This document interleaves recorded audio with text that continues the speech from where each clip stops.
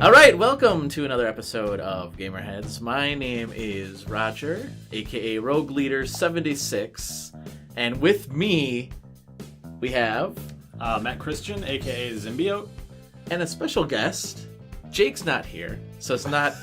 Is that why it's special? Yeah. Special guest Jake's not here. Special guest Jake's not here. Jake's not here. How are you? I'm very good because Jake's not here. I miss Jake. Jake adds a flavor. Do you have a name? I do have a name. Jake's not here. His real name is Brett, and I don't have an online handle. You know what? We're gonna give you one. Jake's not here. Is that my online? Okay. Yeah. You will not find me online, but if I was online, I would be called Jake's not here. That's right. Well, welcome back. Yeah, thanks. Brett's been on our This is show fun. a couple times. So Is this 2 or 3? third time. 3, yeah. right? Yeah. Okay, I thought so, but You're gonna make become sure. a regular on our show. That's actually. horrifying. Yeah, bye, Jake. Yeah, bye, Jake. Didn't he die last time Sorry, we did Jake. this? Yes. There you go. He's dead again. Yeah, what happened to Jake last time? I think he was sick. Yeah, he He's was so sick. sick. Yeah, he was so sick. Well, I'm But- sick, so Yeah. there. Yeah. There you go. Hey, you're welcome. And he still makes it. Yeah. Yeah. So we have a big show today. We have our hot topic, but we won't get into that right now. Yeah. Jake's not here, so we're not going to talk about what's cool or unique that came into gaming generations. So instead, we'll just jump right into the game dev corner. Sweet. This is going to be a short podcast. Well, we were just at Gaming Generations. We what was were. there? What was cool that was there? Yeah. Was it- Did anything catch your eye? Oh, they have like 7 Switches now. Oh, really? Yeah. Oh yeah. That's cool. They seem to be in stock like quite a bit of places and not like moving as much. Yeah. Uh-oh. So That's not a Oh, good I can sign. talk about the cool thing that was there, and now I own it. yeah. Oh. The PS Vita. Oh yeah, you bought one of Yeah. those. We talked about that last. Well, maybe it wasn't on the podcast, but It it was. pre. Yeah. Oh, yeah, was it? yeah, They were talking it up to you, and you're like, Oh yeah. "Ooh, yeah. You guys. RPG." And then Yeah. and then as soon as he bought it, I'm like, oh God, Roger, why'd you buy that? And I wrote back because you told me to. You said I would like it. Yeah. Well, like it's weird to think that that's like a retro system now. You know, I know. It is? To go Yeah. and buy it. You can't go to like a Best Buy Oh, you really can't and get it, buy yeah. games. I you know? can't. I can't go to a Best Buy and buy the memory cards for it. Actually, Yeah, it's crazy to think Yeah. that that's And gone. before you couldn't afford the memory cards True. for You it. still can't. Still can't. actually. Yeah. I think like Jake had one for was it 32 for 50. Yeah, That's sounds not about right. too bad, I guess. But still, I was like, whoa, Yeah, it's pretty expensive. So I Yeah. bought a 6. I bought an 8. I think I have like 2 8s because that's all I could afford. Yeah. Luckily, Jake's store usually has a pretty wide array of games at it too. Yeah. So Ooh, and I get you can 15% off because in the next 30 days because I bought the system there. The used system. Oh, nice! So you know what I bought today? 15% off because I'm on the podcast with him. That's true. You should. Yeah. I bought Gravity Rush today. Oh, did you? Yeah. Okay, that's cool. Yeah. That's a good one. Yeah, I'm excited about that game. yeah. The mechanics are really good, but it's a little repetitive. Ah. It's the same issue I had with the second one. The second one is the same way. Like, Do you have it on the Same PS thing Vita as well over. or no? one was free with PS Plus a while ago, quite a while ago. Before my time of owning a Vita. Yeah, so I had it, I played it, and then I got bored, and then I picked it up later when Gravity Rush 2 was announced because I really liked the mechanics. Played through it, and then got Gravity Rush 2 and had burnt myself out on the first game, and 2 was more of the same, so... Uh-huh. Yeah, I actually have a lot of games for the Vita already because of the fact that I'm a PS Plus member, and I didn't realize I downloaded some of the PS. Super past tense. Yeah, Yeah. because it was a long time ago. It was when I had being a PS Plus member, I downloaded some games accidentally because you can't tell sometimes when you're downloading the file from the PlayStation 3 files. And then it's like, oh, you downloaded the Vita file. I'm like, okay, well, I'll get rid of that. I don't have a Vita. Oh, yeah. Now I do. And now Yeah. I go through my downloads. I'm like, oh, yeah, I have that game. Nice. And I have this game. And then I ran out of space on my memory cards. Yep, So- I did that immediately because the one I got was the one that came with Borderlands 2 and all the DLC. Yeah. And then at the same time, I bought Final Fantasy 10 and 10-2 remaster, Uh-huh. which I have 10. 10-2 is actually a download code, so you have to download the game. Oh. So like if you get Borderlands, you basically can't get like another game. Yeah. So and don't buy Borderlands on PS Vita. No. It's not optimized, so Oh. like it's got very low frame rates. Yeah. So Yeah. yeah, not great. I was playing Resogun on it. It was fun. It was Yeah. cool. It looked good. I love the look on it. It's really good. Yeah, it's a good little system. Yeah. I wish it was a little better at playing like the PS1 classics and stuff, because I want to take Final Fantasy with me and Silent Hill and stuff. Ooh. And you can play that, but they emulate the shoulder buttons on the controller as the touchpads on the back of the thing, and sometimes they're a little like hit or miss with that kind of stuff. So if you're playing some kind of like Silent Hill shooter-y thing or something where you need those buttons, it's kind of like struggling with it a little bit. But yeah, it's good, especially if you like. I'm sure Final Fantasy and stuff would be great on it. I have Final Fantasy You know. 10. I bought Final Fantasy 10, I should say, Yeah. when I got the Vita. So Yeah, Nice. yeah, cool. I have a lot of games I have to play. Yeah, Final Fantasy 12. Yeah, I have to play that game. I bring it up like every day to him. Yeah. Still. Can't How's you just, Battlefield just 12? give it to him?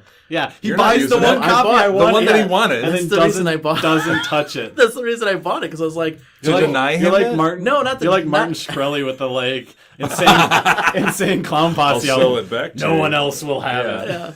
yeah. No, I bought it because you thought it was cool, and I'm like, well, if Matt thinks it's cool, it's got to be really cool. I'm buying it. Yeah, but you're never going to know if It's it's so cool because you unfair. don't play it. Oh, I will play it. It's in my play. Well, no, it's not anymore. It was in my PlayStation for a while, and then my nephew came over and we played some Battlefield, so I took that out and put in Battlefield instead, which was fun. It was a fun game. It was a fun time. Yeah. I streamed that, so Tell us more how Sound- fun it is. It sounds great. yeah, you can watch it actually on our YouTube channel. Oh my god, that's so mean. 12? What? Final Fantasy 12? No, or Battlefield. Oh, Yeah. I was He gonna say hasn't played 12. If you were gonna be, No. if you were gonna be like, you can watch me play that copy that I bought, so you couldn't get it. You can if you want. I can't even do that because you didn't even play it yet. I'm going to, and then I'll stream it so you can watch it. Thanks. Yeah. Yeah. Wow. So anyway, that's what's cool and unique that came in a gaming Hey, generation. the Yeah. last episode of the podcast Yeah, came in. yeah. Yeah, exactly. Matt. Yeah, so Game Corp, dev stuff. I streamed once and had someone jump in that was actually I think I had a couple devs jump in. I don't think I mentioned this last No. time. And they were cool. They were talking about some of the stuff that I was working on. I just worked on some menu stuff, so nothing like fun. Like you click a credits button, it opens a credits menu, like whoop. But it's just like some of the bare bones stuff, trying to get the flow into the game. You know, it's like a match setup, so trying to get that match stuff set up. Cool. And yeah, talked to some cool devs in the chat. What else did I work on? That's kind of it. I mean, I did set up a Patreon for my game dev. Oh, That's yeah. a thing Nice. now. Yeah. So talk there's about that. a bunch of time in that. So I wanted to create a Patreon that was not someone giving me money to make a game that I would then end up selling to someone. You know, if you were giving me like $1 a month and it took me, let's say, a year, 12 months, and then I put out a game for $10 and you had to pay $10 on top of the 12 you did to support me, like I feel that's a little like unfair. I should be providing you a code or something, you know? Yeah. So what I did is created a Patreon around everything else outside of the game dev that I do that's game dev related. So like the vlog stuff.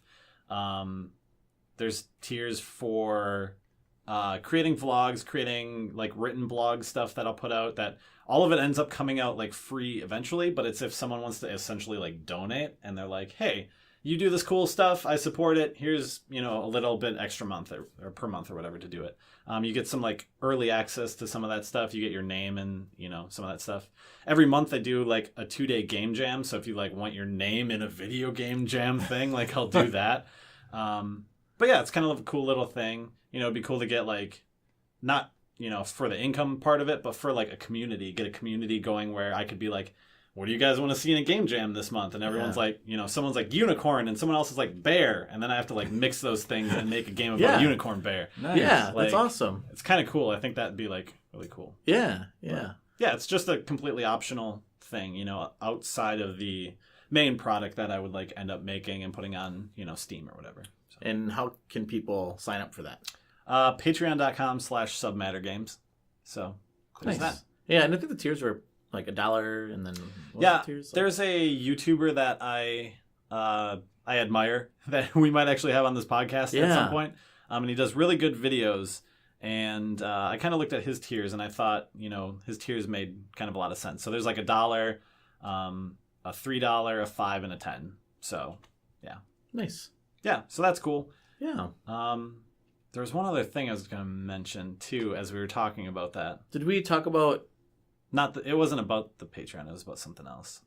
We talked about the cat and octopus game, right? Yep. Catfishing. Yeah, Yep. Catfishing. Yeah, We talked about that. that was cool. Maybe it'll come to me eventually. I feel like it was right on the tip of my tongue when I was talking about that, so it's probably something very related to that. Yeah. But I'll think about it and see if it comes up. We'll probably talk about something else. I'll just be like, oh yeah, it was this. It's right in the middle. I'm like, oh, okay, back to Matt. I almost said Jake. Back to Jake. Hey. Cool. Brett, have you been up to anything cool, exciting? Oh, you should talk Cool, about what exciting. you What? did this last weekend. Oh, yeah. Was at Gen Con. Oh, really? Yeah, which was it's exhausting. That's why I'm sick. I came home with con crud. Yeah, It's like I that's didn't actually buy anything while I was at Gen Con, but I still got something. So I win. Yay! It's neat. I mean, it's not completely video game focused. It's mostly tabletop gaming and that sort of thing. But like that spirit is still there. It was cool. I mean, I was there for the company and we had a booth and they kept us very busy. Yeah. You know, I mean, it's one of those things where it's you wake up early, you get to the booth, you work all day. You know, even if you're not actively at the booth, you know, you were running, you were getting lunch for people, or you know, stopping somewhere else to pick something up from some place that we work with, and then you know, after the con was over, we'd go and you know, schmooze with other people, and it's like I say schmooze, it's not really that. You know, we just kind of hung out with people and talked because we like all of the people that we work with. But we still get back to the hotel room at 2 a.m. and you know then start over again the next day. So we were always exhausted and our feet hurt from standing the whole day, and met awesome people and picked up a few new games. It was really cool, and it's like I know you guys do the what games are you playing? So I'll probably say board games. Oh, Yeah, that's fine. later on, but I've got a couple specific that I'd like to recommend. I did that one con in Milwaukee, I think it was, or something, a year ago or whatever. Oh, and really? it was a 2-day thing. And yes, especially if you're like your own person, like if you're the only person at the stand, like, it's rough just standing there. Well, all you day. were. Oh, you ran Yeah. your own booth. Yeah. Well, Oh. booth. That was essentially like there's an indie game area, so there's a lot of like just Oh. table things. But Okay, Yeah. like the artist's alley Yeah. for gamers yeah, and it's like or game devs. you know, you get Yeah. in there, whatever time it opens, let's say 9 or 10 or whatever, and then it's like 2:00 and you're like, I really have to go to the bathroom. Like, Yeah. but I don't want anyone to steal my iPad, so I'm gonna stand here. Yeah. Yep. Yeah. Even you got to make friends with like your the people in booths on either side. yeah, and that like Yeah. it was exactly the same as you said when the day was done, everyone was happy to get off their feet and sit back, and all the devs and stuff just hung out and was like, oh man, what a day. That was cool, crazy, I'm tired. And then just, hung out. Yeah. It's kind of a cool thing Yeah. to show like that. Yeah. I when I was in college, I went to. We might have talked about this, but I went to WizardCon. Oh, yeah. It was Comic-Con at the time, I think. It was the Chicago Comic Con at the Yeah. time, and now it's Wizard World. No. But that was cool because we got to go there early. We're in Artist Alley, similar to what you were saying. Yeah. And I got to go in. I had a writer badge, right? Oh, so I'm yeah. walking around. Whoa. I know. That's really Cozy, cool. yes. Wait, did it have it printed on, or did you have to write it on? I had to write it out. No, I printed it. Oh, see mine? Yeah. They're like, oh, you're showing? Just write whatever it is on your thing. So it's all like scribbled on my thing. It's not even like official, even though I signed up officially. Oh, yeah, no, we had to sign up officially. I mean, we got actual badges. Cool.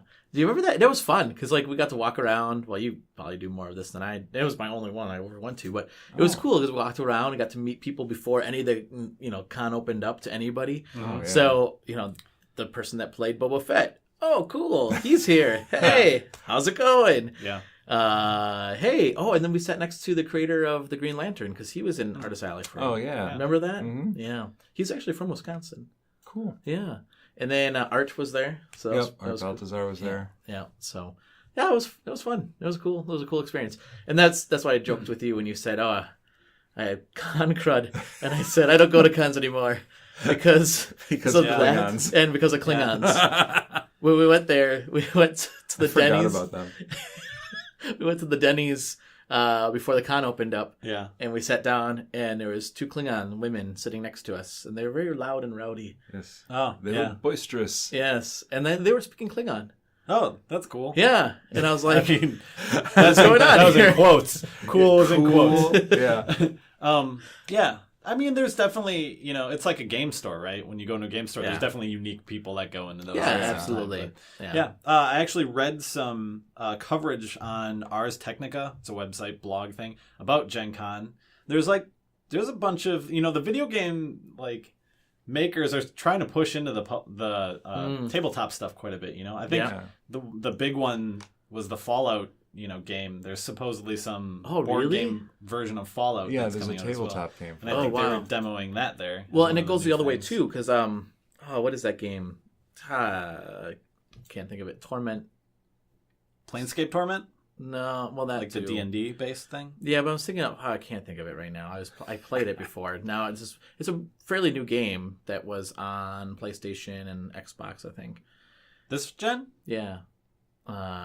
I'll think of it later. But like Tides of Numenera. Or whatever? yes, Numenera. That's that's you. the sequel to Planescape Torment. Oh, is it? So, oh, okay. yeah. But I played Numenera, the board game. Well, the RPG. Yeah. Well, like in the past, I've played the Doom board game, which is based on Doom 3, which is confusing. Yeah. Weird. But board games upstairs, I have the World of Warcraft board game and the Civilization board game, which they're coming out with a new one now. I have that one too. That was at Gen Con too. It was the new Civ Beyond Earth version or whatever. Oh. So they retooled it. So yeah, there's definitely that connection. I mean, obviously there's a bigger connection between board games and video games. Oh yeah. Do you have the Oregon Trail board game yet? I don't. No. Somebody dropped by the booth and they're like, "Oh yeah, because we have a T-shirt that we sell that's the "You Have Died of Dysentery." Oh, but yeah. it's funny.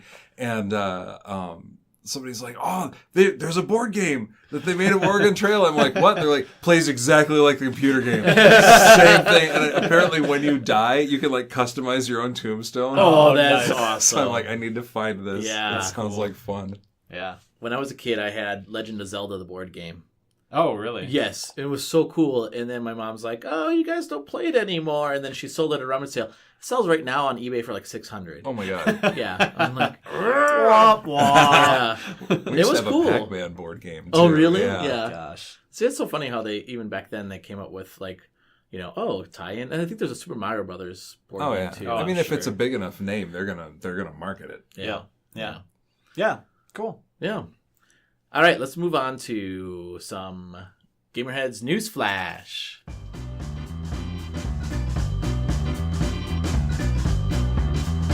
The Gamerheads News Flash.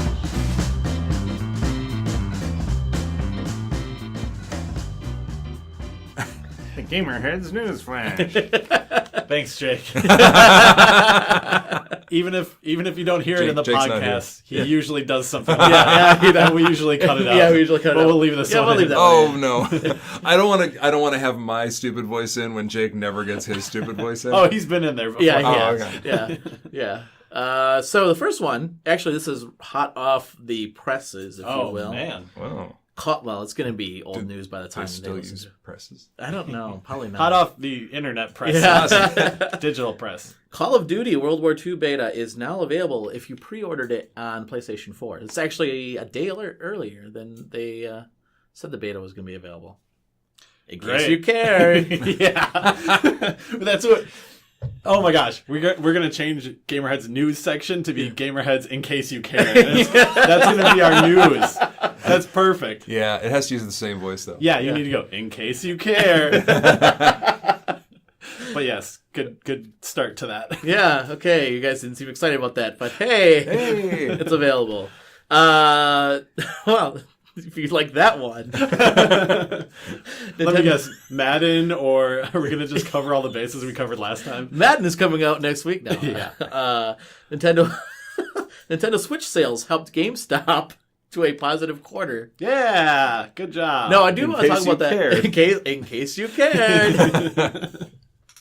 The thing that I want to say about that, though, is of course it did. Because you know what they did? You can't just buy a Switch from them. You have to buy a bundle. Yeah. Oh. Same with the next thing we're talking about. But yeah, you have to buy a bundle. So it's not like, oh, that just irks me so much. Is your next thing related to Switch at all? No, it's the Super Okay. Nintendo.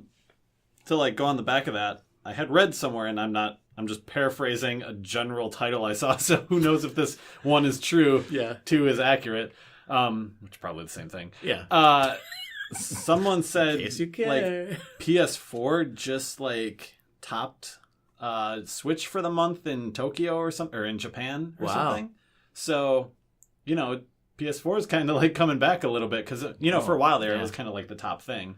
Switch came out and just like landslid everywhere. Yeah. Now it seems like maybe it's evening out a little bit again. Weird. Yeah. Well, and I do think that I don't know if it's weird because for like a couple months there, people are saying, I can't find a Switch anywhere. Mm-hmm. And now it seems like you can go into GameStop, you can go into Gaming Generations, and it's like, oh yeah, we have Switches now. That's because everyone's trying to get the SNES thing.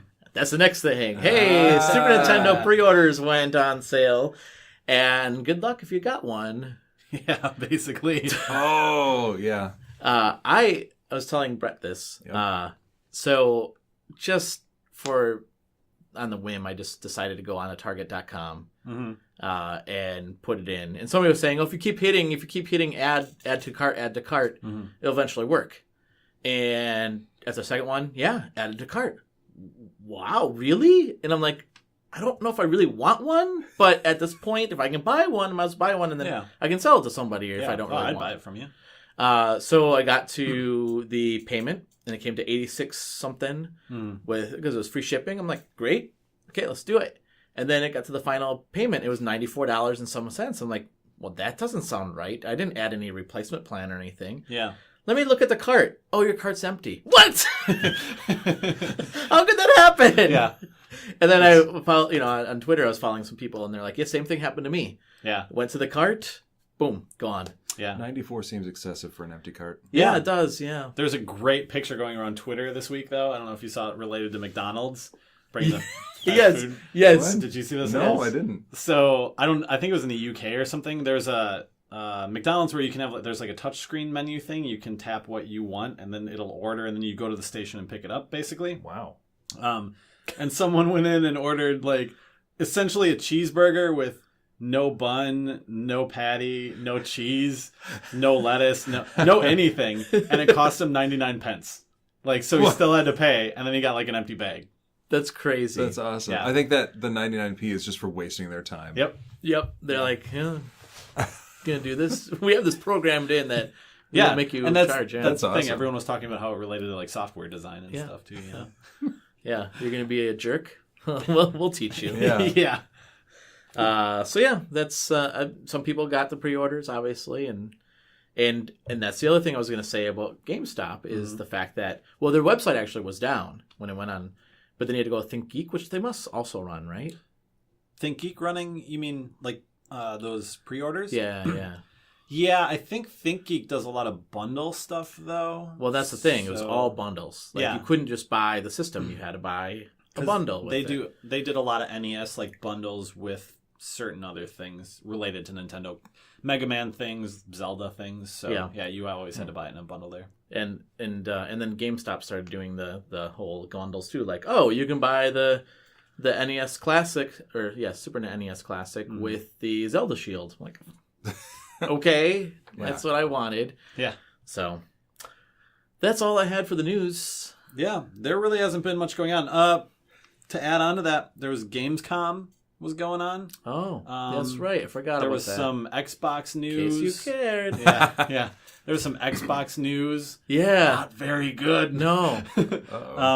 Just a lot of like announcements. I put that in quotes because a bunch of the Xbox One X games seem like 4K upreses of games that kind of came out already or casual games and stuff like that. So that was the Xbox stuff. There's a couple other companies that announced some new games, I think. I don't remember. Yeah. I can't think of any off the top of my head. I know Sony skipped Gamescom because they're supposedly potentially announcing some new thing later in the year. I don't know. At the PAX. No, it was some weird thing some weird conference that it wasn't like didn't sound like a big thing, but maybe it was Tokyo Game Show. Maybe it was a big thing. Oh, I don't know. Yeah, well, the big thing that came out of that was PUBG, which is Players Unknown Battleground. You don't know this game? What about it though? That's well, speculation is that Microsoft, well, it's supposed to be the exclusive for Xbox, right? Yeah. But then everybody's saying, well, it's going to come to the other consoles eventually. Now Microsoft is talking about, well, there was speculation that they're going to buy the actual game itself. That wouldn't surprise me. But that doesn't necessarily mean that it won't come to other systems. They might just publish it to get it on their system faster. That reminds me, Final Fantasy 15 was announced for PC. Yeah, exactly. With, I think, 4K resolution and stuff. So yeah. And it's like a definitive edition thing. So if you want to do that, that's the thing now. You don't have to buy a console. Yeah. Looking pretty. And I was just thinking of even the Crash Bandicoot Insane Trilogy. Mm-hmm. I mean, that was published by Sony, but it's coming to the other system as well. Yeah. I mean, the other system being Xbox, not being a Switch. Yeah. I think. That as well. Sony doesn't talk a whole lot between their different departments, though. No. So, also, it's Hideo Kojima's birthday today. Oh, hey. And Mark Cerny's birthday. Happy birthday. happy birthday. Yeah. We should do a birthday thing. We should. Game developer birthday thing if we can find it. Yeah. Game developer birthday week. In case you cared. In case you cared. And listeners, if you want us to wish you a happy birthday, Yeah. you can also reach out to us, and we will be more than happy to wish you a happy birthday on our podcast. You have to get us to us early, though, because we record every 2 weeks or every other week. Yeah. So if you give it to us, a We'll day just wish you before. early birthday for next year. A A real early birthday. Yeah, exactly. So, all right. Let's take a break here, and when we come back, we will get into our hot topic. The fight. The fight. All right.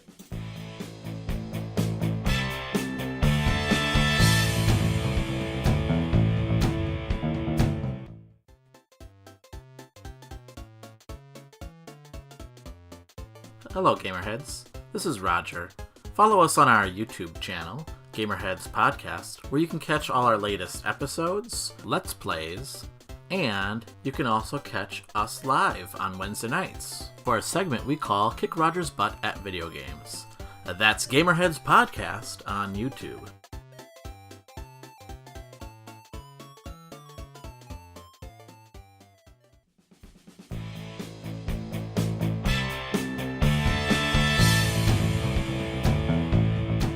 Welcome back to Gamerheads, and today's hot topic comes from our very own Matt. It has to do with censorship. So Matt, So somehow we both agreed on this topic, but no one knows what we're talking about. So we're like, this is a great topic. We should talk about it. What are we going to talk about? Yeah. I don't know. Something about censorship? You're already censoring yourselves. Yeah. And the stuff we want to talk about isn't gonna like include recent like events in the US, but we're not gonna like specifically be talking about those because one, I don't have a ton of information on those events other than some of the news articles and stuff I've seen, and I don't know how much you've researched any of that stuff, but recently there was this whole ordeal in Charlottesville with basically statues being taken down and all these protests back and forth between different sides and white supremacist movements and stuff like that, and it was a whole mess. It's a tragedy. Yeah, that happened there. Definitely. Obviously. So with that thought in mind, there's quite a few video games that focus on topics of movements that people aren't comfortable with. Yeah. Very good way to word that. Let's say Wolfenstein. I was just going to say Wolfenstein. Very big elephant in there. Yeah. There's also, we'll talk about like BioShock Infinite, influences and stuff, but Wolfenstein. Well, even Far Cry 5 for that matter. Yeah, and Far Cry 5, which is coming up. So I think we want to talk about, I know things that I want to talk about. Matt, you had some topics you want to talk about this. So the first thing that popped into my head when I'm thinking of games that have come out, and this kind of, in my mind, sticks with BioShock Infinite, right? BioShock Infinite is a game that's very, like, racially tinged in the way that it's made, and that there's, different sides between the different races, and, like, there's definitely some putting down of different races and stuff in that game, right?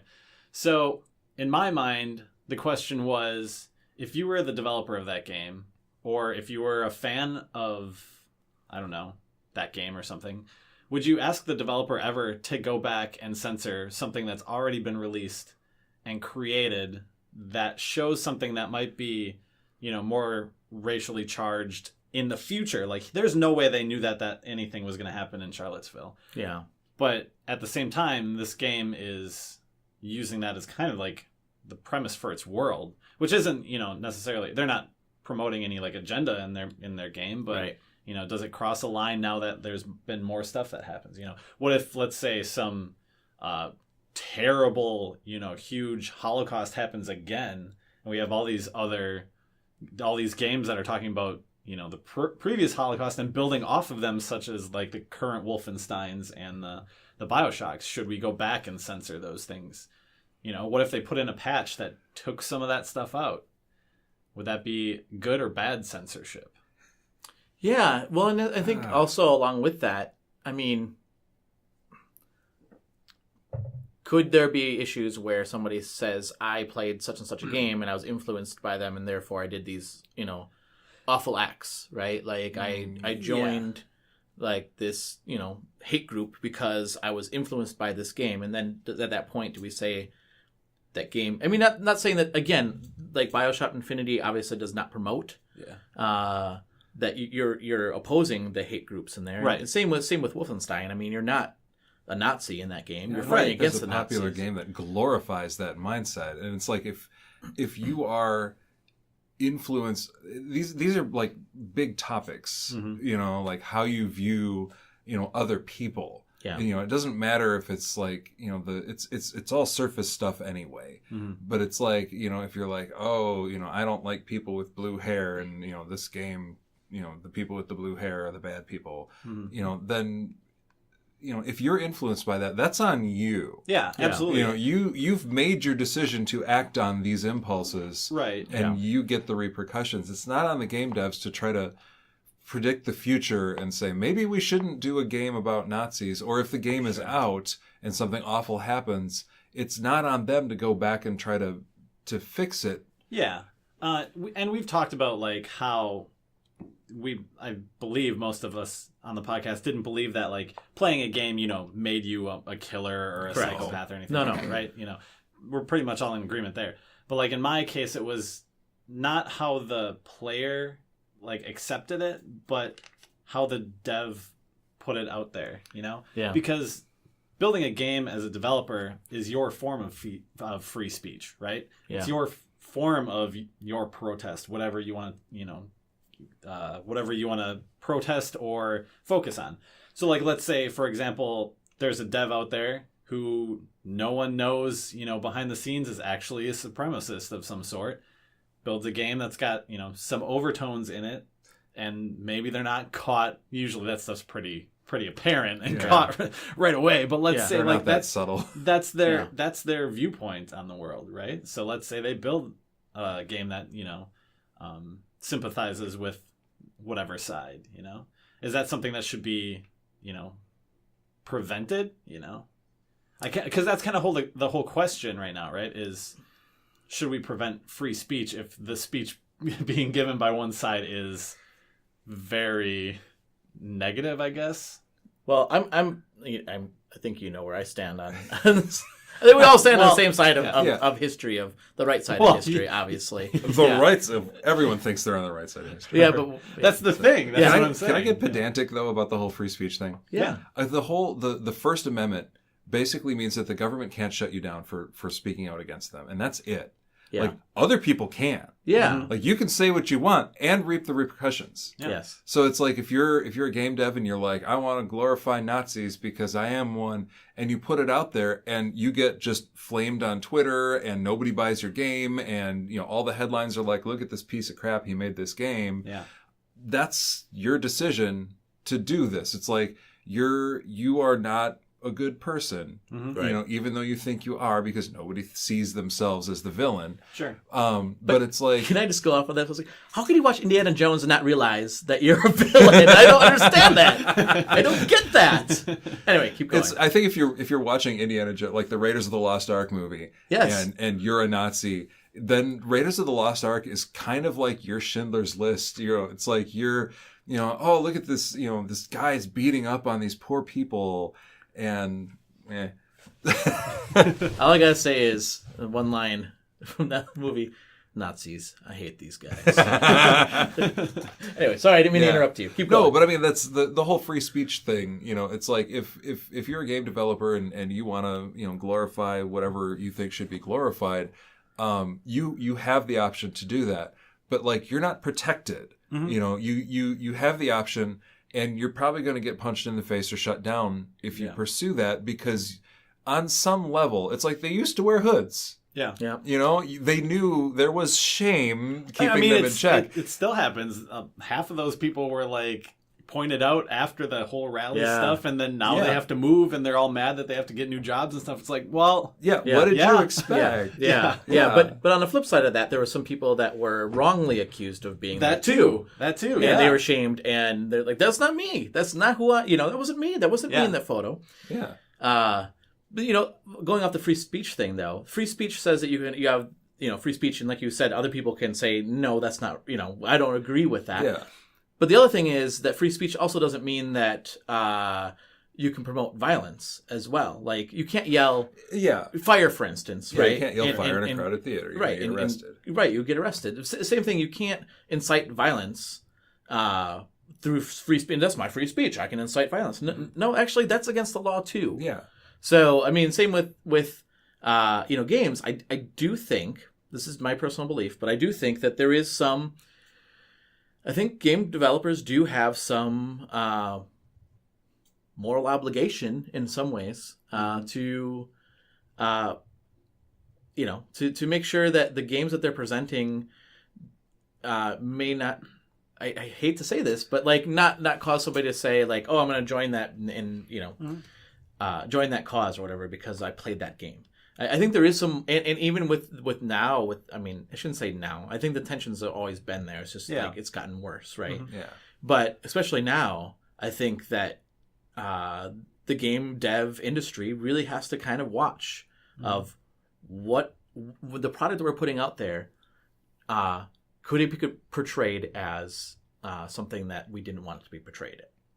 That's discussed internally all the time, though. Yeah. Mm-hmm. Like during the development of the game, like that's why you have meetings and you get a bunch of different viewpoints in. Like even where I work, like if we're launching a new product or if we're coming up with a slogan or like going through quotes that we can use to promote things, it's like there's always somebody going, well, could this be taken this way? Could this be taken this way? Mm-hmm. It's like, how can we get a clear message across without having it interpreted in a negative way? Yeah. And we've actually gotten like pretty far developing certain products, and then we realize like somebody's like, wow, that kind of sounds like this, and it could be somebody who was like on board, and then all of a sudden like they woke up one morning and they're like, oh wait, my grandma's a racist, and she'll read this into that, and she'll think that and that gets shut down internally pretty quickly. Yeah. But it's like you don't want people going too far. Otherwise, like every,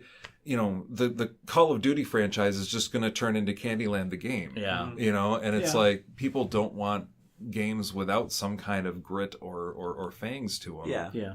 Well, go ahead, Matt. Well, I was just going to mention, I think I read in the last week there was some Wolfenstein PR, I say stunt, but I don't know what it was. Something that they had done that they had to apologize for because of the, current climate, I'll say, was something that ended up being a little insensitive at the current time. So that, is something that came out from them. But at the same time, they're trying to sell a game where you're a guy blowing away Nazis, essentially, for the most part. And KKK. Granted, it's like in the future. Yeah. Well, it's an alternate robots. It's an alternate universe, right? Where the Nazis and basically white supremacists kind of take over. Yeah, the new one, I should say. They won. Right? They won the war. That's yeah. In the previous one's a little bit of spoiler if you haven't played it. Right near the beginning, you basically like go into a coma, and then when you wake up, the war's over, and that's how they like explain all that stuff. Yeah. So I mean, they something with the new game. I don't know what it was, but they're trying to sell the new game now. Yeah. While this climate and all this discussion is happening, that's got to be a tough sell. Like even to say you're playing as this good guy, it's the same thing as back when Doom came out and everyone was like, you're blowing away all these people and stuff, and they're like, no, you're fighting demons. Yeah. But there's so much like, there's so much like blind hatred in the same way, of just saying, "Oh, that's a scapegoat," and then just like pointing at it and being like, "Hey, don't do that. It's got it's got a Nazi symbol in it because you're shooting them in the video game, but that must be bad." And stuff. Yeah. No, I think but on the flip side, and oh gosh, I wish I remembered what this game was. It was created by an indie dev, and I talked about talking about this game on our podcast once, and it's totally slips my mind. But it's about you as a Mexican that's coming across the borders to America, and the hardships that they have to go through, right, to leave to come here, and then if your character dies, like when you play your next character, you see their dead body actually there, and the whole reason that this developer came up with this game, saying, I want people to realize that the people that are crossing the border are not just like walking across and everything's like fine and dandy, it's flowers and simple. It's hard. It's very dangerous and very scary. Yeah. And so he wanted that, so like the sense of, can you learn empathy through a game? I don't know if you can teach you morality, but maybe you can like learn about a different experience or a different understanding of things. But again, that's where the developer has to have some kind of moral obligation to know what message they're trying to portray, right? And the tone of it. Yeah. Yeah. So I don't know. I obviously believe in free speech, but again, I do think that there is a moral obligation to what you do. Yeah, and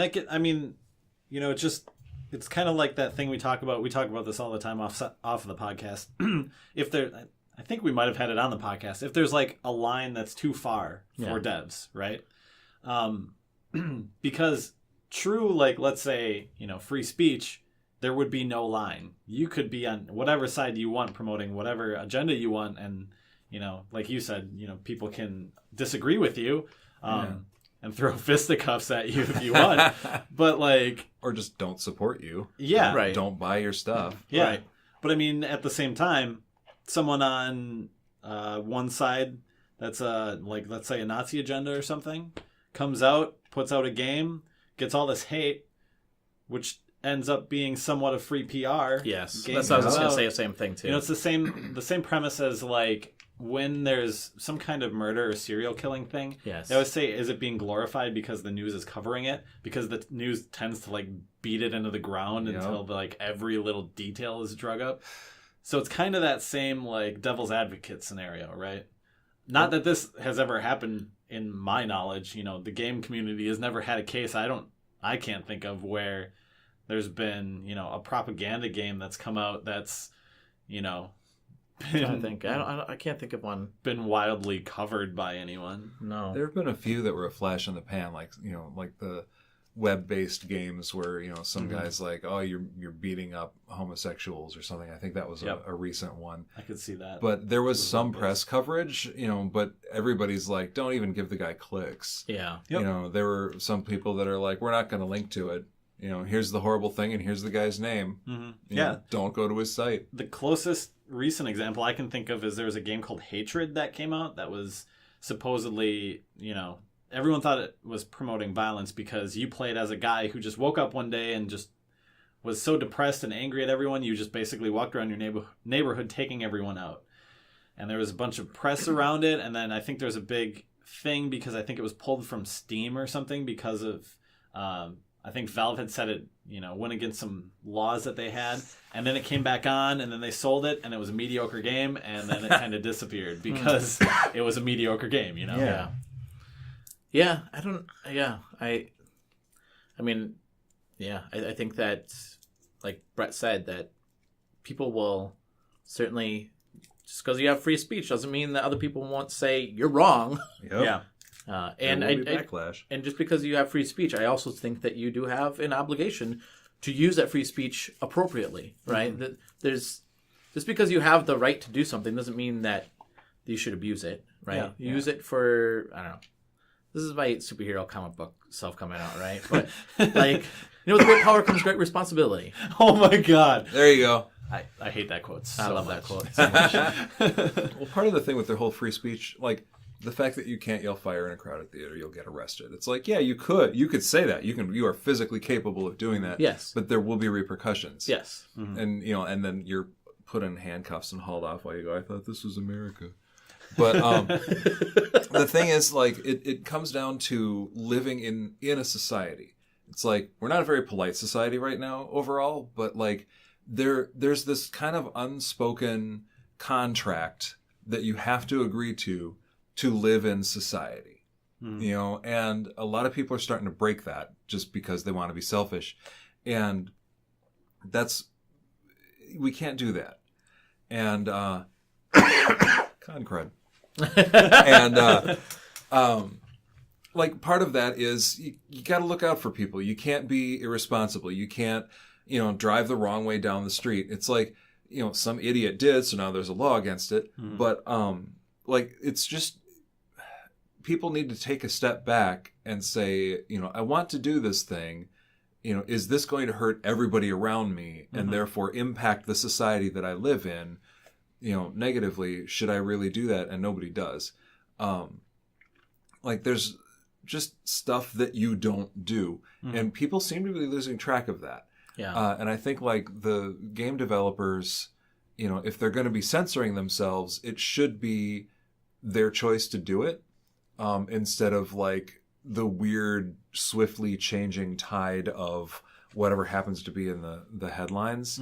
It's just like, is this a responsible thing to do to put out into society at large? Right. Am I going to be impacting people's lives in a negative way? Probably shouldn't do that then.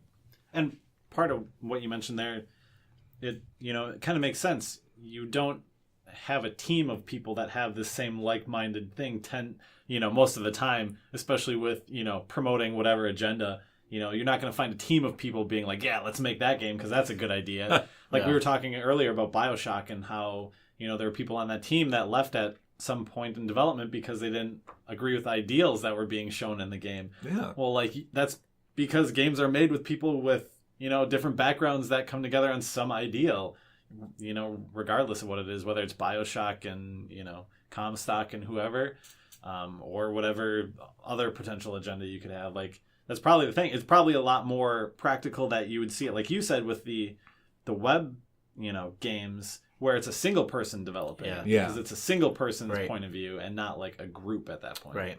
Yeah, if you've got a bunch of people working on it from different backgrounds, somebody's going to catch something. Yeah. That's going to be a sticking point. Yeah. At best. Yeah. Well, but even like Far Cry 5, which hasn't obviously come out yet, but that is coming out. But when that game was announced and it was going to be, this religious cult, basically, right? Like, people got up in arms about that. And some of them were very religious people saying, like, I don't think you portray, my cult. my cult. or religion properly, right? Yeah. Well, it's because it features essentially extremists. Yes, exactly. But, again, I think that if it's done in a way that's responsible and say, hey, let's face it, this is stuff that we face every day in our lives, right? We face extremists. We face people that have these messed up views, and we can use media, video games, movies, books, whatever the case is, to say this is wrong. Then we should be doing that. Like, and in the game industry itself has gotten such a bad rap from people saying, like, oh, look at the violence in this game. Look at this. I mentioned this before in a previous podcast, but I remember late one night they had local television, something like this, like, I don't want to say campus station, but it was like some like public access, and they had a priest on there, and he picked up a game and had a skull on it, and he's like, dead in the water, this is a terrible game, it's so violent. It's a boat racing game, for Pete's sake. It has nothing to do with violence. But because of the fact that the game industry is so, like, marred with like basically anger and angst because of the fact that they feel like games can cause violence, I think there's even a stronger responsibility on game studios to come out with games that one is morally responsible, but secondly, like, if they can teach a lesson too, or like you can teach, morality. I hate to say that, but at least, or maybe empathy. Not morality is not the word I'm looking for, but maybe empathy at least. To say, listen, let's do some introspective of who we are as a culture and understand where we're coming from and who we don't want to be. Yeah. There almost has to be some character in the Grand Theft Auto universe that is some form of a supremacist, I would imagine. In all the wacky characters that they've had. Yeah. So I'm sure they've done something where a character has had, that whatever agenda and is, mocked in the game essentially. Yeah. Because they've Everybody's mocked. they've had everyone else. So they've put, in extreme quotes, a sympathizer to some other movement, but it's just the way that it's portrayed. Mm-hmm. That could totally do that. So on the flip side, we started talking about players, and then we went to devs. Yeah. Now, if we go back to players, and let's assume this is a very big assumption that there's no way Activision or someone could get in trouble. Should a dev censor the content a player makes in their game? Let's say a gamer tag, a gamer name, a symbol, or whatever that they draw themselves, if it contains certain imagery related to these movements. Absolutely. I think so. Absolutely. Just make it not possible for those symbols to show up in your game. Yes. I mean, I think... but then the dev's controlling free speech. I mean, I'm not saying if you're wrong, but I'm just trying to play devil's advocate. No, I know what you're saying. No, I think... that already happens in PlayStation. If you create a PlayStation Network name... Right. And they think this is inappropriate, they will shut you down. Yeah. So... I don't have a problem with that. I mean, again, I think it's, yes, you have free speech, but be responsible. And I don't know. I don't know. I mean, like, if I have young kids, and not that they play online right now, but eventually they'll be playing games online. And even myself, I mean, I really don't need to see the hate. Yeah, I don't think anyone wants to. Yeah. Part of it is like the online community, especially for gaming. It's all about, well, it's not all about, there are idiots on there too, but like gaming is an inclusive activity. Mm. It's like you need other people to play with online. It's like it would suck if you go online to play Mario Kart and there's nobody there. Yeah. So it's like you all are agreeing, all right, we're going to behave enough to get through, this shared experience. And I think because of that, the game companies and the developers are probably within their rights to say, all right, due to the inclusive nature of this game, don't be being a jerk. Don't start painting swastikas all over everything or, dropping F-bombs because there might be kids here. Behave yourself and you can use our game. And I think the whole free speech thing might go out of the window just because of software licenses. Like you install Windows and Microsoft is like, yeah, you don't own this software. You are licensing it from us and you have to use it according to our rules. And I think it's the same way with, correct me if I'm wrong, but I'm assuming it's the same way with retail video games, systems, online services. The service will be terminated at any time for any reason by the service provider. Done. Yeah. So that's, you have signed off on that by agreeing to go online and make your name and all that other stuff. Yeah. So it's like they have every right to terminate you for nothing. Sure. If they want to. Yeah. Yeah, in my mind it was just, kind of a theoretical thing because I think a lot of those companies would, question that. I don't think they'd necessarily say, we're going to take a stance and take it out. I think they take the stance when it's like, hey, Activision, you can get sued if you have little Johnny decides to draw some squiggly mark and it looks like something, and now someone else sees it and gets offended, and now they can use you as a person who's promoting that, even though you're not technically promoting it, you're just having it in your game. Yeah. Yeah. And that's because there's so many games now, especially with the Call of Duties and stuff, where like your logo creations and stuff are so free form that it's a small piece of content that you're creating. You're not creating a whole level or anything, but it's seen by anyone you play against. Yeah. Well, going off of that with Call of Duty, now Battlefield 1, when you play online, you play either as the Germans or you play as the Allies. Yeah. I don't know about Battlefield or Call of Duty World War II, but if there's an online aspect do they allow them to play as Nazis? That's a good question. I don't know. Well, to speak of Call of Duty, when we were talking about, including stuff as glorification, Nazi zombies isn't like glorifying Nazis at all. But why do they have to be Nazi zombies? Like, I mean, I get that that's the setting. Yeah. But like, couldn't they just be like normal zombies?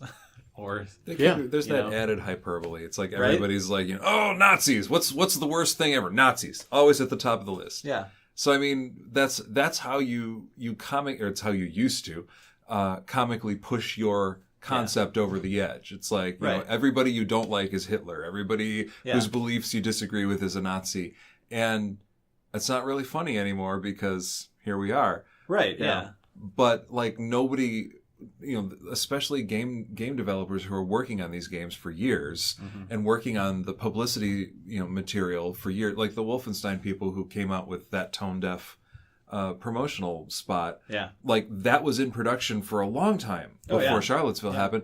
And they're kind of screwed no matter what they do. Yeah. You eat that or you try to use it and hope nobody notices. Yeah. And they made the wrong decision. Well, and in that theoretical case where someone comes out with a game they develop promoting some negative agenda, and that gets press, that single piece of press could have covered anything else, right? Yeah. This is, again, all theoretical, but I mean, I think we talked about focusing on the negative in a different, podcast. So, like, it's kind of a bummer that happens, Should be focusing on, like, all these great indie games that Twitter has, by the way. Yeah. Just go on Twitter. Look it up. Actually, Twitter's kind of like a negative place in general, too. It really is. Yeah. Yeah, I mean, there's a lot of negativity on Twitter and YouTube as well. Like, and I think that's the shared thing that games, see now. They have communities, social communities that's the same as Twitter and Facebook and stuff. So the same stuff you're going to see on those other ones, you're going to see on a whatever community, game community. Yeah. Yep. Sigh. Yeah. Well, this is a heavy topic. It is. Yeah. There's it's interesting to talk about, I think. Yeah, absolutely. Yeah. And it's certainly something that I think needs to be talked about. Yeah. And I think like the big thing I wanted to figure out was that, going back and censoring your game after it's been out due to an event. And I'm sure that's happened in the past. I probably just don't know of a case. And the event, I don't mean like, oh, people just don't like the end of Mass Effect 3. We're going to change it because people just dislike it, Yeah, exactly. I want to say in Doom, the original Doom, there's a level where one of the secret rooms that comes down, it looks just like a maze. But when the room comes down, it's actually in a swastika shape. Whoa. And if I remember right, they changed that in later versions because of it being an insensitive mark, Yeah. Okay. So I think that is a case where a dev has actually gone back and changed some imagery. I think that'll happen with any media though, because like when the first Spider-Man movie came out, I was just gonna say the same thing. They had a Twin promo. Towers? Yeah, Yep. they had a promo where the Twin Towers were there, and then all of a he- sudden they weren't. So they actually digitally erased them. Oh, really? So Yeah. Spider-Man put a web between the Twin Towers and caught the villains coming in they were flying in a helicopter. Oh, really? And then the towers went down and they removed all that. I was I think just about to say the same thing. They did that with Lilo and Stitch as well. Oh, really? Yeah, there's the climax of the Lilo and Stitch movie, the Disney movie. Yay. The best Disney movie, I might add. That's a very good movie. I don't know. Moana's pretty good too. Moana was good, but dude, Lilo and Stitch. all right. Lilo and Stitch, just because Lilo and Stitch. All right. The climax of the movie, and I'm not even spoiling anything because it's been out forever, is a spaceship chase. And if I remember right, like the original movie, and they'd started animating it, they were supposed to hijack a jet, to chase the spaceship.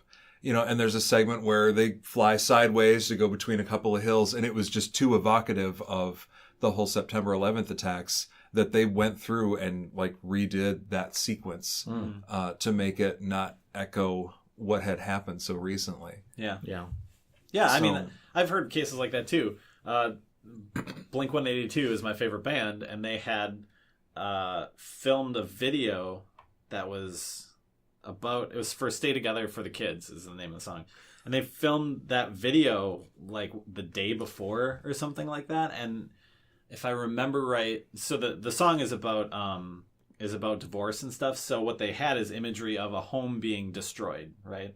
So images of a building being destroyed, filmed the morning that it happened or whatever, and they were like, we got to refilm this thing because of that exact reason. Well, same thing with Jimmy Eat World, their album The Middle, the album yeah, it was called Bleed America originally, and I have that copy, that version, because I was working at the campus station at the time, and they just gave us a big box, right, as promos, because before the album came out, they're like, give these out on the radio, and then of course as DJs we're just like, well, I'll take a copy myself. It's a great album, but it was called Bleed America, and then 9/11 happened, and I don't remember what they changed it to. It changed it to just Jimmy Eat World. Was it? Yeah, okay. And then I think it changed back later, to be honest. Oh, really? Because they did like a re-release later on, I think. Yeah. So yeah, I mean, it has happened before, and I think that again, I think that devs have some moral obligation to make changes as necessary. Yeah. But I do also think, going back to what I said before about the fact that I think there's also more moral obligation to make games where you make you think about what we're facing, because this has always been here. It's just bubbling up now. It's like getting worse, but it wasn't. I think that this is what we are right now, but we don't want to be that, and we want to be something better. And I think that there is an obligation, if you're going to create media of any kind, that you should tackle some of these difficult conversations and get people to think about it. And I think this is actually one of the reasons I wanted to do this podcast, is to get people to think about this specific episode, but other episodes too. I mean, just to talk about what's the meaning behind things that we do, right? And this, with plays, you walk away from a play, and the best plays are the ones that make you think of, how does that relate to who we are as a society? Yeah. Well, I mean, in now that we're getting all meta here, we should just change our name to. Jake said that we should change our names to Metaheads. Oh yeah, meta gamers. Yeah, that'd be work too. Going into this, like today, I was realizing that over all the like podcasts we've done, we tackle like a lot of things that aren't on a lot of other podcasts. Yeah, because they're pretty high level, like things that we're comparing with video games and how they impact each other and stuff like that. But like, if you don't talk about those things, like you don't end up having an opinion on them. Yeah. So like, if you're not talking about like race issues in Charlottesville or morality in video games or whatever we've talked about in the past, like you just kind of brush it off sometimes. Yeah. If you're not directly in there, we're in Wisconsin, Charlottesville isn't like right here. Yeah. It still is something you have to like see because it's in the news and stuff, but there's ways to just like ignore stuff like that if you just want to be blind to all that. Yeah. But as soon as you start talking about it, you have to have an opinion, and that's when you start thinking, oh, maybe I don't agree with this. Maybe I think there's a line for free speech, or maybe I think there isn't a line, or whatever you feel. So I think talking about it is very important. Yeah, and talking about it, I think also makes us understand the hurdles that we have as a society. There's a lot of work that needs to be done. Oh yeah. I mean, if we don't talk about it, we're not going to get the work done. Yeah. I wonder how many other video game podcasts have said we have many hurdles in society. None. None. Well, how many are going? Game developers have an obligation to right? censor themselves just in case. Well, devil's advocate though, game developers don't have an obligation to better society. Mm-hmm. Like some game developers are there. They're like, I do a game that's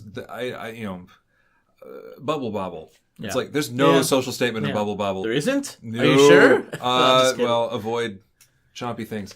But like, it's like there's no social statement there. It's just escapism. Yeah. Sorry. Go ahead. I didn't mean to cut you off. It's escapism with really annoying music. Okay, yeah. And it's interesting that you said that. And I don't have a problem with that, with escapism. In fact, I find myself playing more video games now than I have in a really long time because I get so upset and burnt out from everything that's going on in our society that I end up saying I need to escape. I need to like have some enjoyment, right, in my life. That being said, though, like in a small community that I lived in, that's fairly close to here. I'm not going to name the community, but I was a actor there. I did a lot of community plays and acting and stuff, and we did a pretty heavy play.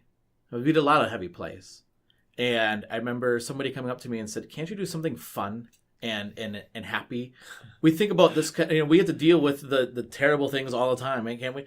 And I get where they are coming from because they just want to go to a play and just laugh and have fun, right?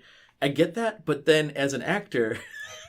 Yeah. I'm like, no, I want to beat it over your head that this is important stuff. So you were essentially PlayStation and Xbox, and they were like, hey, why don't you Nintendo? Yeah, exactly. Exactly. Way to bring it back to the video games. Yeah, But exactly. It's funny because, like, I remember getting so upset at that comment of, like, can't you do something, like, fun? And even the play that we did that they're like, oh, it's fun. Like, I put in, it was Godspell. And they're like, oh, yeah, happy. I'm like, happy?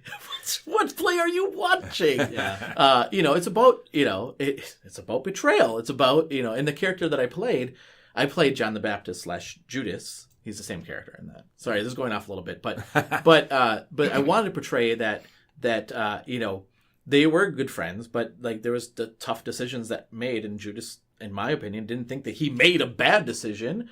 Yeah.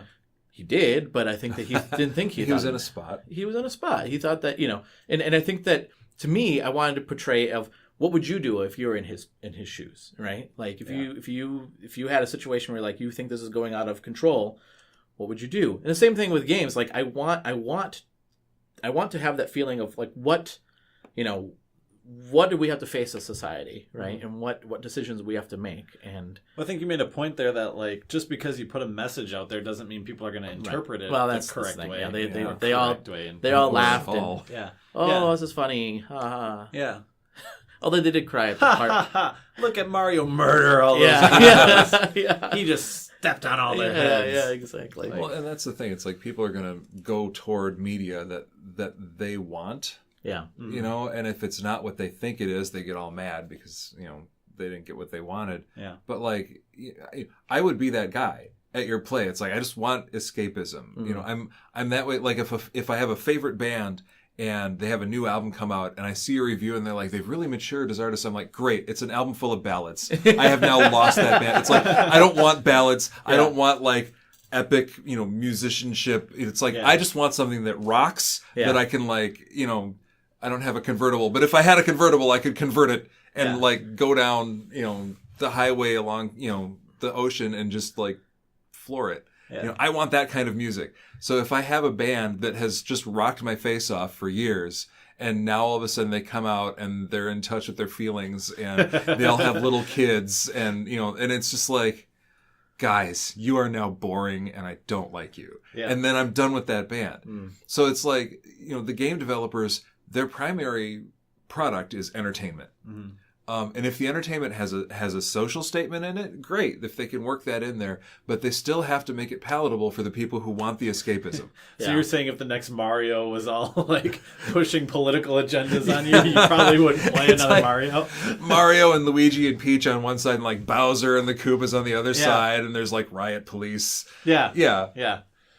I would play that game actually. One side's like pushing for gay marriage, and the other one's like no, and then they're like fighting in the middle. Like that would be really interesting, I guess. And Toad's there going, "Why can't we just love each other?" Yeah. No, I mean, I don't think there's like through the middle, and I don't think there's anything wrong with having games for entertainment. But I'm saying that if you are going to take on social, if you're going to tackle social, like if you're going to use society as flavor in your game, then you have to be you have obligations, I would say. I agree, but I think like your point where some of games are just dumb fun, that's where we see the Nazi zombies, right? Yeah. Nazi zombies is just a dumb fun thing. Mm-hmm. But they're still using a symbol or symbolism of something that's like extremely, negative. Or... Yeah. But I will say this, you know, and maybe it's because I'm getting older too, but like games like even like Grand Theft Auto, like now if I go back to them, I kind of like, I don't know if I enjoy this game anymore. You know what I mean? Like it's maybe because of maturity level, or maybe because I just not who I want our society to be, you know, and maybe I'm going too much into it, looking too much into the game, but there is an aspect of where I just feel like I'm beyond this now, like not, you know, I don't find it entertaining, I guess. Roger's gonna put out an album full of ballads now. Yeah, I am. Yeah. I'm at the ballad point. You know? I'm gonna put out the video game version of a ballad. Slow and soft all the time. I'm done with both of you. I do play plenty of games that are just entertainment, just for entertainment purposes. Like, you know, I can't think of any. Oh, Chicken Wiggle. Chicken Wiggle. Chicken Wiggle. Yeah, I mean, that's a great game. Kid Trip. Kid Trip. That's a great game. Anything on a Nintendo console. Yeah.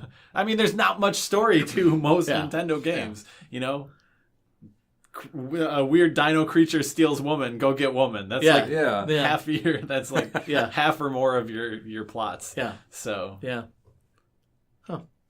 Well, shall we move on to what we're playing? Yeah. All right. Do it. So Matt, start with what you're playing. Yeah, I haven't played much. I tried to restart Metal Gear Solid 5 again. That's the one where they essentially went like open world in quotes. You know, you get like you get missions you can do. They drop you in, at least at the beginning, you're in a portion of Afghanistan, and I think it's like the 80s or something like that. And you can kind of do your own thing, but you kind of want to just do the missions because there's not a lot else to do there. I played through like the beginning mission that I've played through so many times that bores me. Yeah. And I was like, okay. And then like I was tired, and then that was the last thing I did.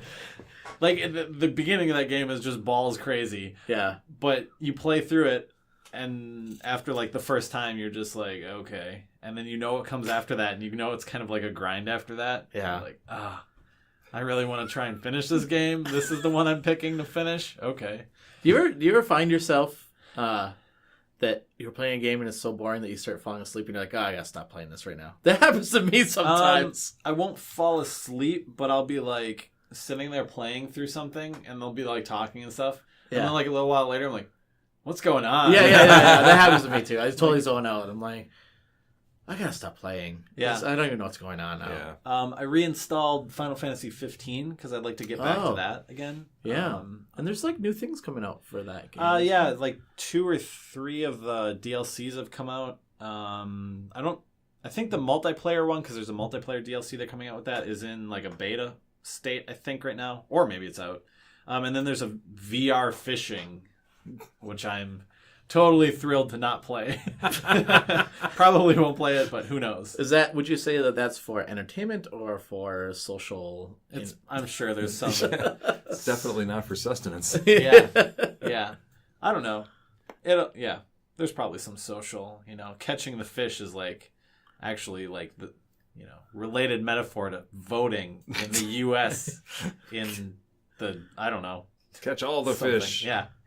I caught this fish. I shouldn't have voted for that person. Yeah. It's funny because kind of going off of that, my daughter's really into Pokemon. Yeah. And she's been watching a lot of Pokemon cartoons. And my wife sat down and watched one, and she said, they force these Pokemon to fight against each other. I'm like, yeah, that's... Oh my God. That's... Is your wife really like that? Well, she was just like shocked that this is what they do. And I'm like, yeah, people actually kind of say this is wrong. This is weird. Like Pokemon is just a big like dog fighting. Yeah. That's all much. It's ever been. Yeah, and I was like, yeah, that's. She's like, this doesn't sound right. And I'm like, yeah, I mean, yeah, but the kids love it. The kids love it, so let's keep going. Getting glued to the screen. I think we saw one of the Pokemon movies. When they were cranking them out. Yeah. Regularly. It was like, I don't know, the third or whatever one it was, and it's like. The message of the movie was that fighting is bad. Yeah. But it's like... But you have to fight to get there. But you have to fight. I'm like, no, wait a minute, movie. I think you're not looking in the mirror. Yeah. Capturing Pokemon is bad. Get back in the ball. Yeah. And that's the thing I was going to say to her. I'm like, they also make them stay in this little ball. like terrible. It's I don't ter- want to go back. Get in the ball. It is really actually. I mean, if you look at it from a very like perspective of, holy crap, this is not good at all. Like, Yeah. you know, yeah, it's not very nice actually. Did you have anything else? No. Okay. I think that's probably the only thing I played that I can think of right now. Sad. Oh, well, I've been playing no games. I've been horsing around with the Korg, the M1 workstation for the 3DS. Like ridiculously expensive. It's like almost $40. It's like $35 or $40. But I couldn't not because it's just so much fun. So I've been like trying to compose stuff in that, and it sounds like crap. But I don't have the chance to like really sit down and get into it. But just like all the built-in sounds are a lot of fun, and I've been having fun with that, even though it's not a video game. But board games, when we were at Gen Con, we actually get to work with Cards Against Humanity on occasion. Oh, nice. And Yeah, they're a right. fantastic bunch of people. It's like they've got the party game for horrible people. Everybody that works there is wonderful. Didn't Pat have a hand in that game? He contributed, I think, to the fantasy pack. Oh, okay. Which was one of the packs. Like we got some of the authors that we work with. Like my supervisors did some networking and got a bunch of people together, like in a Google document to like just come up with random card ideas, and we shipped all that off to Cards Against Humanity, and they like streamlined the language so it would work with it. And we did a couple of expansion packs with them, but we've worked with them on other stuff, and we really like each other. Like our office likes their office, and it's fun. it's neat. They're really cool. But like every year they have a Gen Con wrap party where they'll just take over like the conference room at their hotel or something. This year it was at a bar. And they basically just get everybody together and everybody plays games because they're very serious about their games. And every year we get introduced to at least one game that they're like really, really gunning for. And like a couple of years ago, it was Secret Hitler when they were beta testing that one. And we fell in love with it. It was awesome. We got to play with them, and we were talking about that game literally for days afterward. So of course when the Kickstarter launched, we're always like, yeah. And it's a secret role game like Werewolf, something like that. This year, we were talking to them, and they're all addicted to Oink games. They're like, they come in these tiny little boxes. I think I can picture them in my head. Yeah. And they're real simple concept. And they have, they're all, well, not all, but some of them are a variation on the secret role game. The one that we were playing, that we are now all addicted to is, it's like Secret Hitler light plus 20 questions. It's called Insider. And you have your group of 8 people. One of them is the master who knows what the word is. The other one is the insider who also knows what the word is, but the master does not know who the insider is. And the insider's job is to help everybody else guess what the word is. Without tipping their hand that they are the insider. So if you can get everybody to the right answer, at the end of the game, everybody votes for who they think the insider is. And if there isn't a majority consensus, the insider wins. If people choose the wrong person, the insider wins. But if people know that you're the insider, you lose. Sure. And that's it. It's a real simple game, but there's like a lot of gotcha moments. There's a lot of stress because everybody's trying to guess what this word is, and it's really fun. Yeah, that really sounds fun. cool. But they have the same company has another game called A Fake Artist Goes to New York. Huh. That's the name of the game. And it's another secret role thing, but this time the person who would be the insider doesn't know what everybody else knows. Like the main person, doles out the tiles, and it's everybody knows what they're supposed to be drawing except for one person who just gets an X. So they don't know what they're supposed to be drawing, and you have to fake it. So it's like That sounds Pictionary. so fun. You get everybody has a different colored marker so that everybody knows who's what, and you start. Everybody draws a little part of the drawing and passes it around, and whoever is the fake artist is kind of like, "Yep, I sure know what's going on." Yeah. And it's like you have to finish the drawing before anybody can figure out you're faking it. Yeah. Oh, that sounds fun. So I mean, these are neat little games, and I want to buy all of them. Yeah, that sounds fun. There's a Jackbox party pack. I don't know if if you're like familiar with those games at all. They're games you play like on Fire TV. I think there's like apps on like PlayStation and stuff. You play like on your phone, so the whole group is playing on their own phones, and then it like syncs with the server and stuff. Yeah. And there's one where one of the people don't know what it is. And like the question is, and what you have to do is it counts down like 3, 2, 1, and you like raise your hand if you like were part of whatever the question was. So like one was like, I wash my towels every like 2 or 3 days, you know. And if you do, you would like raise your hand. So one person doesn't know what any of the questions are.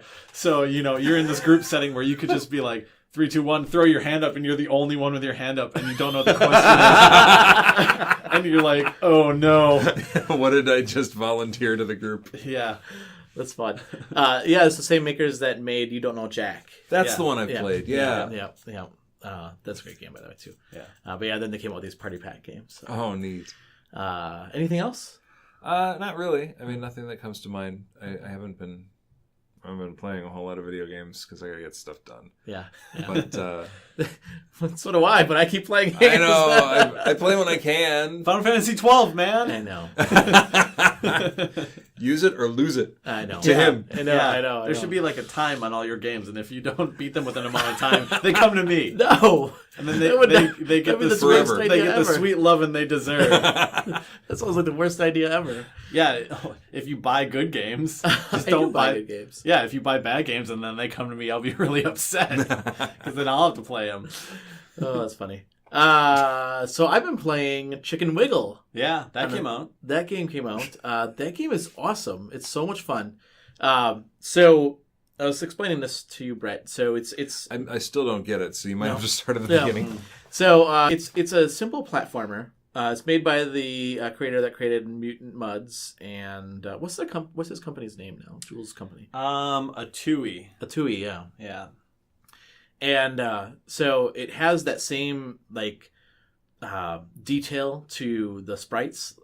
Has a retro feel to it, but you know, very detailed, very bright, very fun. And you're a chicken that plays through the different levels. I think there's 8 levels, but then there's levels within those levels. And then each level teaches you a new mechanic. So it starts off easy, just like the original Mutant Mudds. The original is very similar in that way. Yeah, and then it gets more and more difficult. And you know, so you have your chicken with a worm on your back, and you can grapple onto things, and you know, get through the levels with that. And there's different aspects that you need to use the worm for certain things. Yeah. The fun thing about that game, too, is that there's a level creator. So all the tools that they had to make the levels, they give to you right away. Mm-hmm. So you can make the levels, you can do anything you want. It's really actually very simple to use. And then you can share them online. So if you have this game, you can actually look up Rogue Leader 76, and you can play some of my levels that I have already uploaded on the game. And so they show you like the top 100, number 50. One of my levels got up to number 50. Oh, Yeah. So you're famous. I'm famous. Yay. He's also famous for the podcast, by the way. Oh yeah, this is true. You've been spotted in public. I have been spotted in as public. the owner or one of the people on the Taco Bell podcast. Yeah. Yes. So I didn't realize I was famous until like some people are saying, "Oh, I know who we are." You're podcast famous. Yeah. Nice. Which is weird because they don't know my face, but okay. Yeah, it's so weird. Yeah. Because no one recognizes me ever. You and Jake all the time. I know. Yeah. It is true. Jake and I get all the recognition. And everybody's like, who's that Matt guy? I don't know who that is. That's the guy who's actually in the industry. Yeah. Exactly. That's kind of recluse. I just stay in my house. I was just going to say, maybe you could out and do something. But yeah, if you haven't had a chance, you should go out and get Chicken Wiggle. If you like platform games. And the best part about that game is the fact that you can make your own levels and share them and play other levels. Yeah. It's great. It's like an endless game. Yeah. So I've been playing that. I did I did pick up Madden 17. Oh my god, you're terrible. On PS4. I will say it's better on the new console than it was on 360. Are you still upset about the announcers and whatever? No, actually it sounds a lot better on the that PS4. Thing that 2 weeks ago it was like the one reason you would never play Madden again. I know it's the actually same pretty game good. just with a different roster. Yeah. Yeah. Oh my gosh. Oh my gosh. We need to go back and need to go back and filter the content in that podcast. Yes, you have to change it before you offend the people who like Madden. Yeah. So I've been playing that game. That's fun. And then what else have I been playing? Oh, well, Animal Crossing. Like I play that almost every day. Matt, that is a family game that we play together. Play. You know, it's a family game. Final Fantasy 12. There you go. I will play. It's called Immersive Story. Family Fantasy 12. It's not. I will play that game. I did get Final Fantasy 10 for my Vita, though. Have you played that game? No. Oh my god! He gets your Vita and 10. Yeah, and I just got Gravity Rush for the Vita. So have you played that game then? I just got it. He just bought it tonight. I just bought it tonight. So Not acceptable. I don't even have my Vita with me. How could I play that? How many Final Fantasy games have you ever played? Ever played? Yeah. Let's say beat. Beat? Yeah. 2? Oh my god. No, Which I beat ones? 7. 7? And I think 6. Oh, okay. Yeah. So none of the good ones? What? I like 7. 7 is good. 6 is good. I'm just trolling the entire internet there. Sorry. Oh my god. We're both like, what? What are you talking about? Yeah, 7 was I probably great. haven't beaten that many of them either. Oh. No, 7 was good and 6 was good. Yeah. I like those. I like both of them. Yeah, but you haven't played a recent one. Well, I played 12 when it first came out. Oh. I didn't beat it, though. I was really close, I think. Yeah. I think. You're never close to beating Final Fantasy. It's the... When I told my dad yeah. that Final Fantasy is one of my favorite games, he's like, so there's only one, right? Because it's a Final Fantasy. I said, funny story about that. There's actually more than that. 10 hours later. Yeah. And then 15 came out. Yeah, exactly. Semi-final And my dad was just like, what? Then 10 came out. Oh, so next was 11. Yeah. Well, actually, funny story let me tell about you that. something. So that's what I've been playing. So why don't we go around and tell how people can get a hold of us? Yeah. Matt, we'll start with you. Twitter, @MattChristian, MattChristian. Alternatively, you could do that Patreon now, or just look at it, check it out. You don't have to pledge right away or anything. Patreon.com/submattergames. Nice. Yeah. Brett, how can people get a hold of you if they want to send you funny jokes? I am not online that often, but If you were, if I were, what was your handle if we're going to call you? I'm not Jake, or Jake's not here. Jake's not here. Yeah. I should register that domain. You should. I do have an official domain. Kiosk Fetish is my blog, and on average, I update almost once a year. Oh man! So it's probably more than a lot of people actually do. Well, if I do a cool thing, I try to document it and put it on the blog. But I haven't done any cool things lately. So there's that. Otherwise, I am on Twitter, theoretically. So it's weird FN Dollface. Oh. Which was coined by a friend of mine who noticed that most of the time when I have an avatar, it's like a creepy doll. Oh, nice. She's like, true, actually. Is that you with the weird effing doll face? I'm like, that would make a good Twitter handle. Oh. And it does. Yeah. And I'm never on Twitter. Oh. Yeah, just like most Twitter users. Yeah, I suppose. Yeah. Speaking of Twitter, you can get hold of us at Gamerheads PC. That's our Twitter handle. I am actually pretty active on that. So that is run by me, Roger. So yep, we put it in the description. Yeah, now. we put it in the description so people know that it's actually me. You would go to the Twitter before Gamerheads, and it would be like, "I'm playing this game tonight." I thought it was a we. I know. Well, because you guys were not playing it. It was me Yeah. playing it, not you or Jake. Yeah, that's true. So, well, sometimes Jake. Yeah, actually, sometimes Jake joins our stream. Never me. Never you. You just have to use one third time person you did. for everybody. When we used to play EverQuest online, or EverQuest, I mean Elder Scrolls Online. We talked about Roger putting parenthesis Roger at the end of every tweet, but it's going to be him for every tweet. Pretty much. So you can get us there. You can go on Facebook, and you can follow us on Facebook. That's Gamerheads Podcast on Facebook. And you can email us at gamerheadspodcast@gmail.com. And also, I'm forgetting one other thing. What am I forgetting, Matt? Did you do YouTube? YouTube, thank you. We did live stream this one, but we probably won't put the video up. Yeah. But if you want to see last week's, that video is still up there. Yep. And then all our audio podcasts also go on YouTube. Yeah. And all our game streams also go on YouTube as well. I am going to get you to play more games with me online. Yeah. I'll play Final Fantasy 12 with you. Okay. It's not even an online game. It happened. I'm not going to let it go, though. Yeah, okay. Thanks everyone for Matt and Brett and myself. Thanks for listening to our podcast, and Gamerheads out.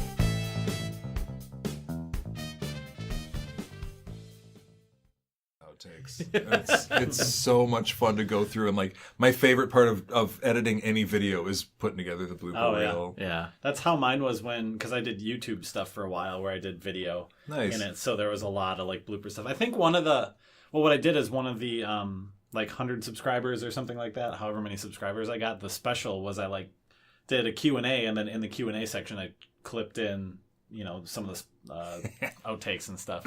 So some of the things of me like acting like a total ass in the middle of the woods because I had that Hercules video. Yes. Where like I had to do all these takes of me just jumping and landing on the ground like in a pile, or just spitting and like doing all this stupid stuff. And then me and my cousin the joke was supposed to be I was super strong, and then he had a soda and I grabbed it from him, and I was supposed to not be able to open the soda. Yeah.